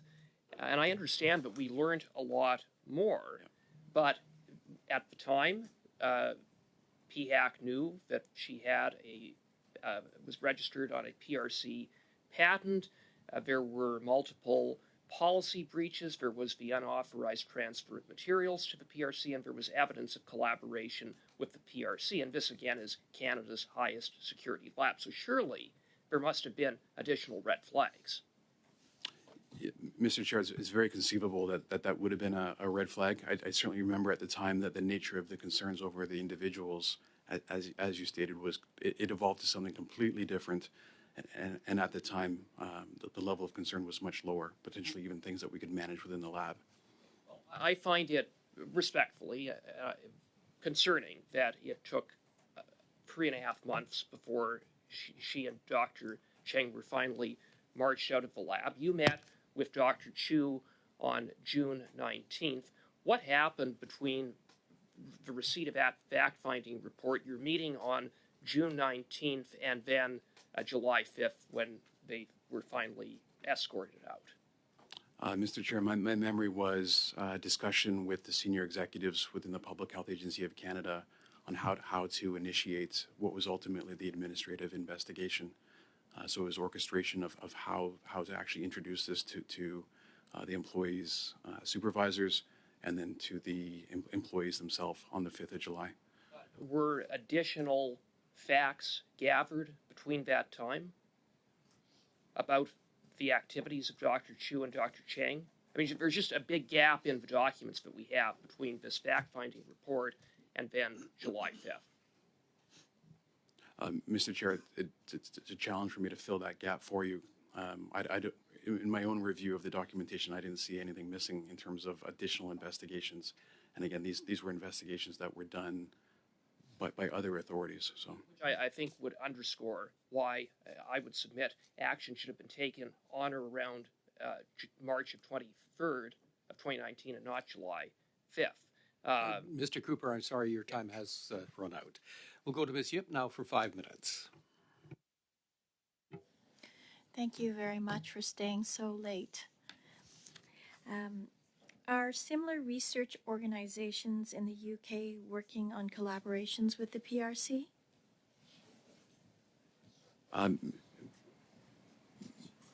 Mr. Chair, sorry, just to clarify, similar organizations, so the other public health laboratories? Yes. I'll have to admit, I'm not an employee of those organizations, so I couldn't speak to that. And your own organization now that you've joined? It's not something I've done a review of, so. In your opening statement, you spoke about the balance point of scientific innovation and national security. And knowing what has transpired, is there anything in hindsight that you might have noticed that would have tipped the balance point? Sorry, Mr. Chair, can I hear the question again, please? Okay. So I'm asking, in your opening statement, you mentioned about the balance point, right? Yeah. Of scientific innovation and national security. Was there a time when you worked with the lab that this was tipped? Could you see warning signs, red flags? Mr. Chair, so the warning flags or red flags would have been the ones that amounted to the disclosure or the discussion with CSIS in August 2018. So some of those warning signs were the affiliation with Chinese institutes. It was a frequent travel to China, and it was the issues that were uncovered related to visiting scientists that were not always supervised. Those were issues that very near the same time were issues that we were discussing within the management team. So when presented by CSIS on August 2018, that's where I reciprocated that these were things that were of growing concern to us. Did you do anything different, knowing what you know now?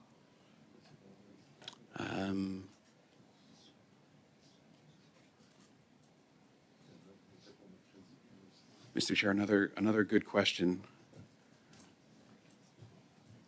This has been part of my own reflection, even this last week after having read all of the documents. I'm not sure if I mentioned before, but to my knowledge, the April 2020 and then the June 2020 CSIS reports, those are not things I had seen before, and explainable that I hadn't seen them before because I think I'd already resigned from the position by that point, so I wouldn't have expected the employer to show those to me.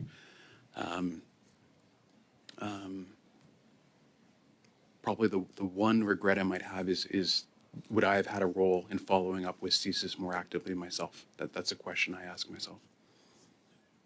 And I guess you don't have any answer to your question. No. You've testified at the Health Committee during your previous role at PHAC on the important work that NML does, including diagnostic support, research studies into therapeutics and antivirals, transmission modeling, and more.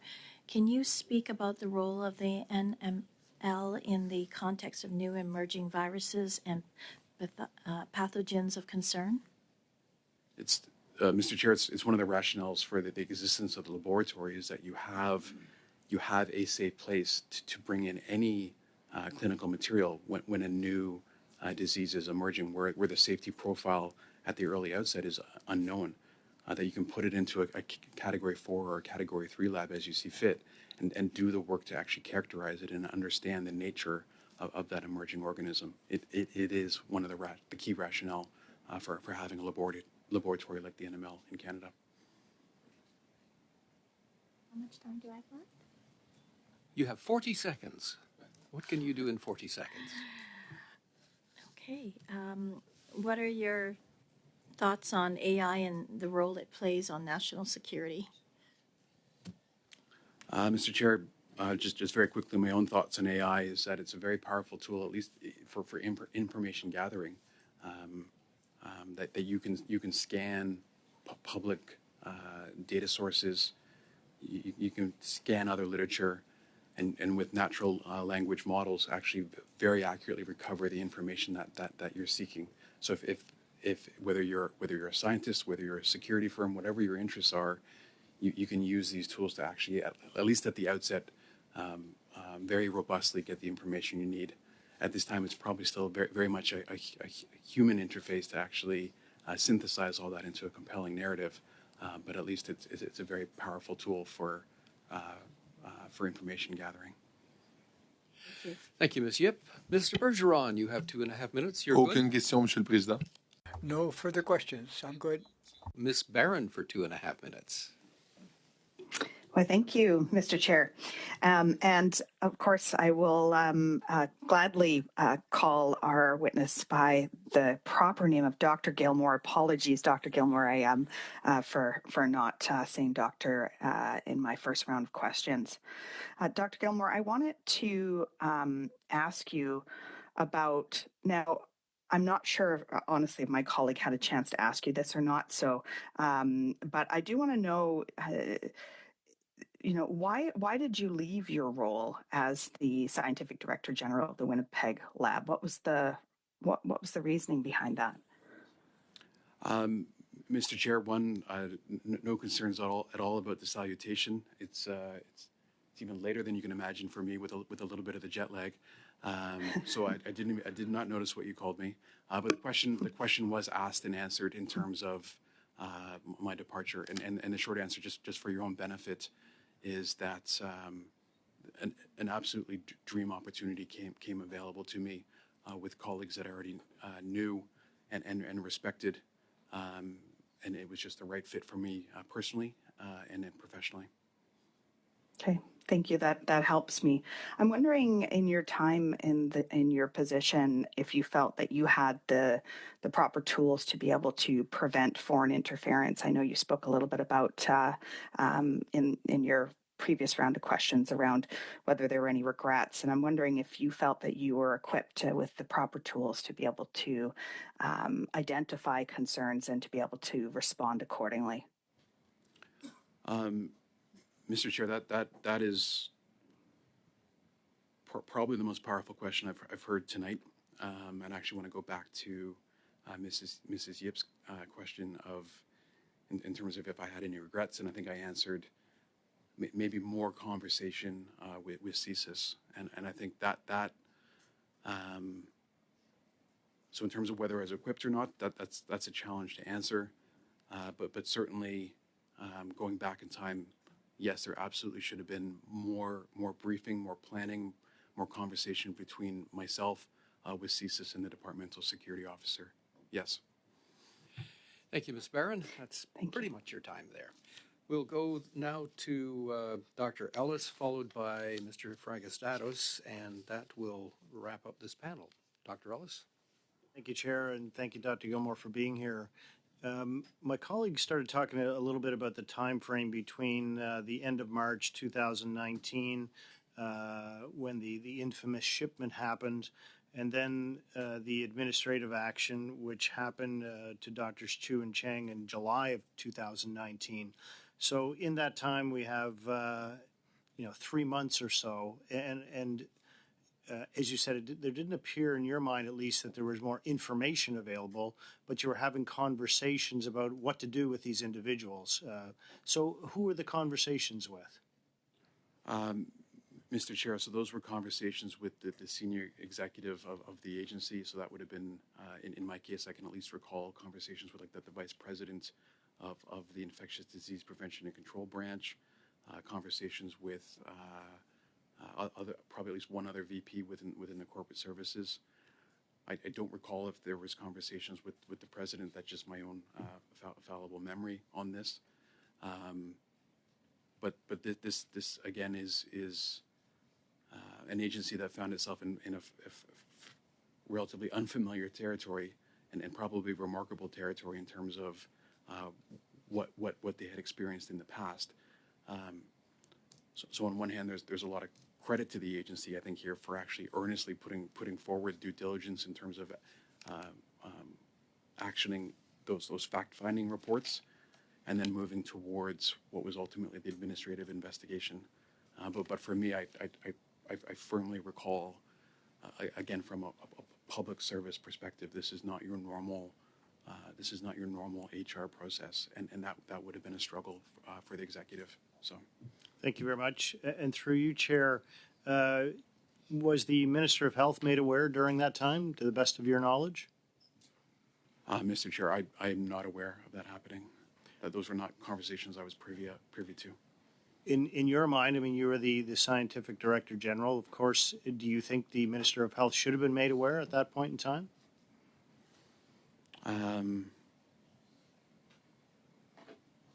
Mr. Chair, it's a good opinion question, one that I honestly haven't actually reflected on until you're asking it. Yes. Thank you for that.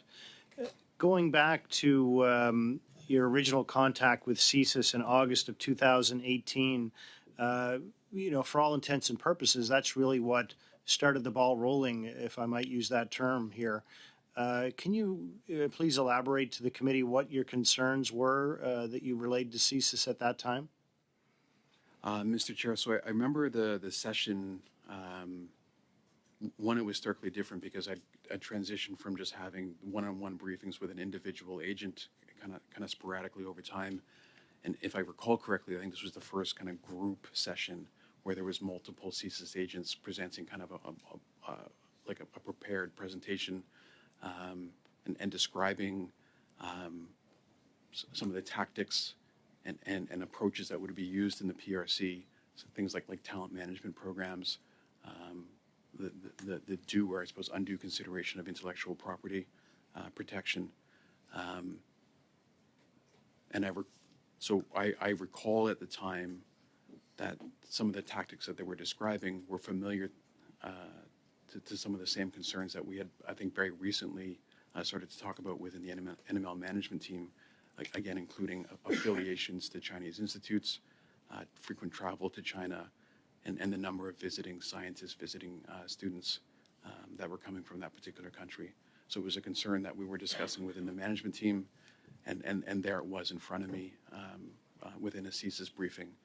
So there was no compunction to withhold that from them. So we had a conversation about it. Fair enough. And through you, Chair, Dr. Gilmore, when you talked about having those discussions amongst the management team at the NML, who else would that have included at that time? Mr. Chair, I'd be challenged to remember the specifics, but I have to imagine at least the executive director. So just the two of you would have had those conversations about Drs. Chu and Chang? Mr. Chair, I couldn't say if it was just the two of us. Final question for you, Dr. Gilmore. Obviously you had concerns about the shipment going to the Wuhan lab, which was a new actor in the laboratory scene. A level 4 lab didn't exist in China before Dr. Chu helped it come into being. Why didn't you stop the shipment? Mr. Chair, I think as other members had questioned, I did express concern, and I expressed concern at multiple points. But you could have stopped. I didn't stop the shipment because for myself, that would have meant overriding my team, overriding their expertise, overriding their processes, and that's the process that we had at times. So I didn't override it. Thank you, Dr. Ellis. Thank We'll you. now go to Mr. Franciscatos. Chair, in fact, I don't have questions, but my question, or my, yeah, I suppose it is a question. It's a question to you. I think that we've run the course here with respect to the topic, and I would just put to you when we could talk about drafting instructions, what the plan would be for that exactly. We have received, further witness requests from Mr. Chong. One more witness, I believe. No, now it's 3 witnesses, 1 meeting. Yeah, and then as I understand it, the session that's scheduled for Friday, Richard Fadden is scheduled to appear. Yep. We have been attempting to line up Ms. Siddiqa Mithani, but we have not received a response. And then you came up with 2 more. Yeah, we can get that all done on Friday if we could. So Friday, and if we do that on Friday and we carve out some time for drafting instructions, sure, that'll work. Yeah, if Sorry. you wouldn't mind carving out drafting instructions next week after we had time to absorb today's testimony, Friday's testimony, and I don't think we need more than 30 minutes for drafting instructions.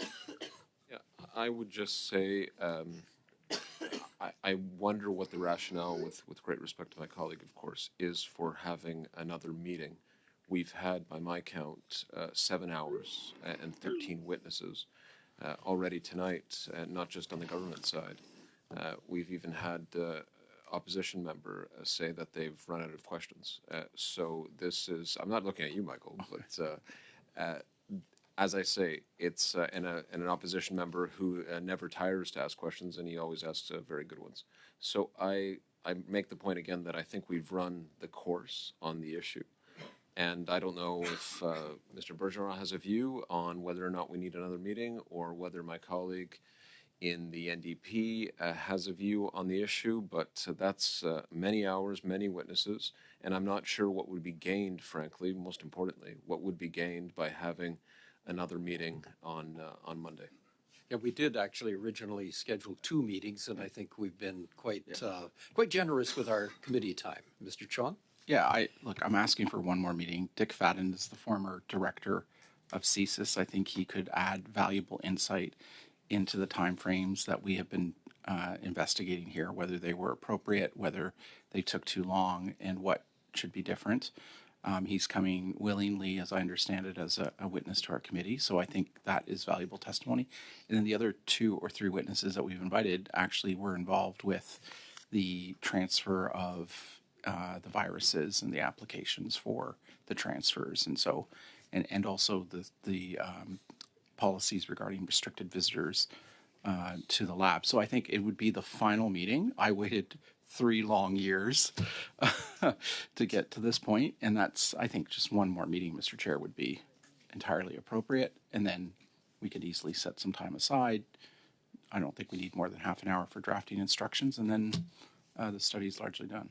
I want to not put them on the spot, but I'd like to hear from opposition colleagues, just because while Mr. Fadden is, yes, a respected former director of CSIS, we've heard from the current director no less than 3 times. So I don't know, with great respect, Michael, again, what we would gain by having Mr. Fadden come when we've already had the current director give lengthy testimony, including thoughts on recommendations on all of this. But that's, like I said, I'm not going to belabor the point here.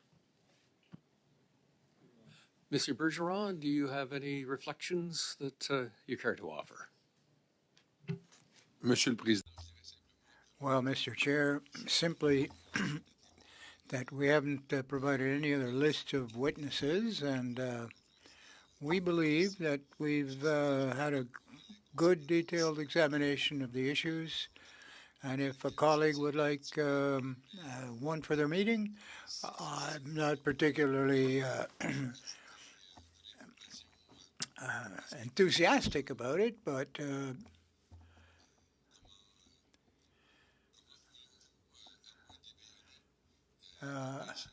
how could we, other than imposing a gag order or something, how could we not avoid having another meeting? We know Mr. Fadden does intend to appear. If the others can be coaxed to appear, we've got a deal. If not, we wrap it on Friday. Okay? All right. Ms. Yip, you had something to? Well, I just, in the spirit of, being fair, you asked Mr. Bergeron, but we didn't hear from, is it Ms. Barron for the NDP? I think that would put Ms. Barron on the spot, given that she's had about an hour's experience. Ms. Barron, you had, have you heard from your whip, who actually, to this point, has been a regular member of this committee? Thank you, Chair.